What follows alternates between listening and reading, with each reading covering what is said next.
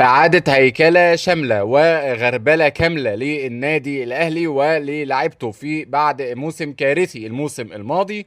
وال 14 لاعب حتى الآن رسميا رحلوا عن النادي الأهلي وممكن يوصلوا ل 18. هنقول كمان دلوقتي على الأربع لعيبة اللي بنسبة 95% خارج النادي الأهلي، لكن ما زال الخبر الرسمي مش موجود.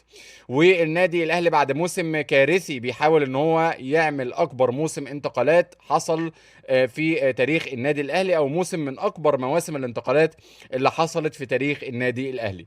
اول الراحلين عن النادي الاهلي محمود حسن تريزيجيه راح الرياض السعودي. وبعد ما تريزيجيه مشي من النادي الاهلي رسميا قال ان هو غادر النادي الاهلي بسبب انه مش عايز يحط حرج على الفريق، بسبب ان هو من الناس اللي بتاخد الفئة العالية في الرواتب، والنادي الاهلي في الموسم الجديد بيعمل نظام جديد للرواتب. فتريزيجيه حب يمشي عشان ما يعملش ازمة للفريق، ازمة مادية يعني مع اللعيبه الاخرى. واليو ديانج كان العقد بتاعه انتهى، وجمهور النادي الاهلي كان عارف انه من الموسم اللي فات اصلا ديانج كان عايز يمشي، وفعلا كان من اسوأ مواسمه في النادي الاهلي الموسم اللي فات، وغادر ديانج لفالنسيا الاسباني. في ثلاث لعيبه شباب النادي الاهلي ما جدد لهمش الاعاره بتاعتهم، مشاهم، وهم مصطفى مخلوف وحازم جمال وحسام عادل.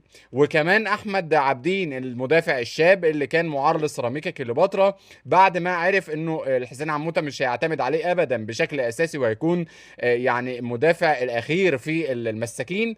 طبعا هو عايز يكتسب خبره وشايف ان امكانياته كويسه، فعشان كده طلب ان هو يغادر من النادي الاهلي. وفعلا احمد عابدين رسميا في نادي وادي دجله.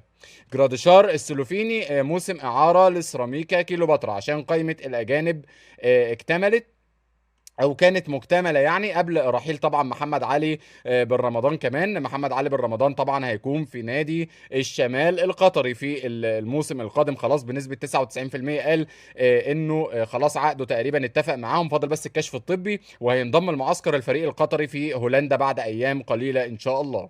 طيب محمد الضوي كريستو واشرف داري، ما زالت اداره النادي الاهلي بتحاول تفسخ عقودهم بالتراضي عشان يخلصوا من اللاعبين دول بشكل نهائي تماما، بعد ما طبعا مستواهم مازال في نزول مستمر وما تطوروش خالص في المواسم الماضية خارج النادي الأهلي.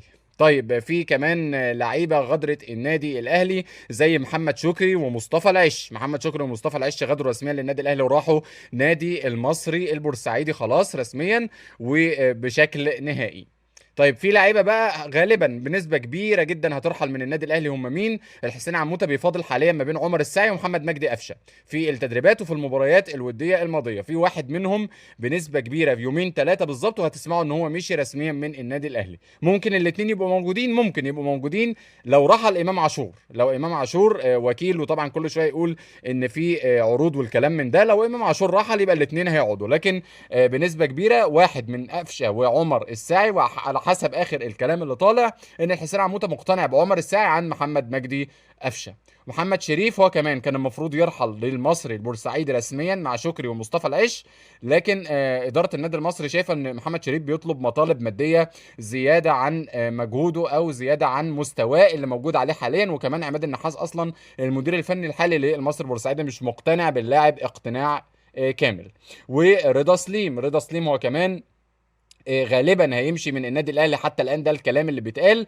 والمشكله بس ان اللاعب حتى لو مشي هيكلف خزينه النادي الاهلي يعني جزء من راتبه للفريق اللي هيكون معار ليه، وده صرح بيه اداره النادي الاهلي. دول الراحلين حتى الان عن النادي الاهلي ما بين الرسمي وما بين اللي هتسمعوا عنهم ان شاء الله في الايام القادمه. وفي كمان كنا هننسى كمان لعيبه، طبعا الثلاث لعيبه اللي كانوا معارين بقى للنادي الاهلي والنادي الاهلي مش هيجدد اعارتهم، دول كنا هننساهم، وهم افشل طبعا راس حربه تقريبا في تاريخ النادي الاهلي جيجوا كوموش، ومعاه كمان الاثنين بتوع سيراميكا كليوباترا احمد رمضان بيكم ومروان عثمان اوتاكا. دول الثلاثه دول عشان بس كانوا اصلا رحلوا قبل ما يعلن ان هم هيرحلوا، بعد ما النادي الاهلي اعلن عن عدم تجديد اعارتهم في مايو اللي فات، فكنا هننساهم. لكن طبعا دول الثلاث لعيبه دول برضو كانوا موجودين في القائمه في الموسم الماضي ومش هيكونوا موجودين في الموسم الجديد ان شاء الله. ما تنسوش لايك واشتراك عشان اخبار الاهلي والزمالك ومواعيد المباريات توصلكم اول باول.